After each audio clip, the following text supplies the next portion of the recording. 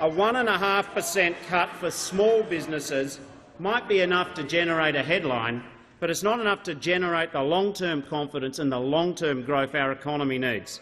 So tonight I say let's go further.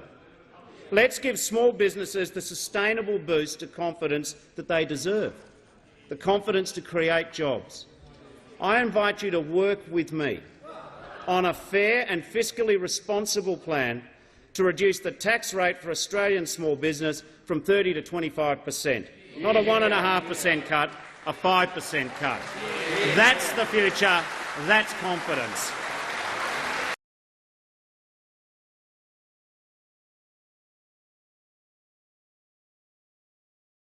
So it's not a costed policy; it's a sort of aspirational goal. Yeah. There were issues in the budget reply that were specific costed policies. This was not of that ilk. Okay, but you know, at this point in the cycle, there is nothing wrong. There is nothing wrong at all with an opposition. But hang on, I've got to jump in on that. At this point in the cycle, a lot of people within the Labor Party, at very senior levels, think that this point in the cycle is literally months away from an early election. Well, that's Tony Abbott's decision, not ours. And at this point in the cycle, there is nothing wrong. And one of the problems in politics is we often don't do this on either side of politics. You define the problem, you start to set out where you'd like to get to, and then you get to the point of costed policy. Okay, now, well, I think the issue here is this serious or is this just a stunt?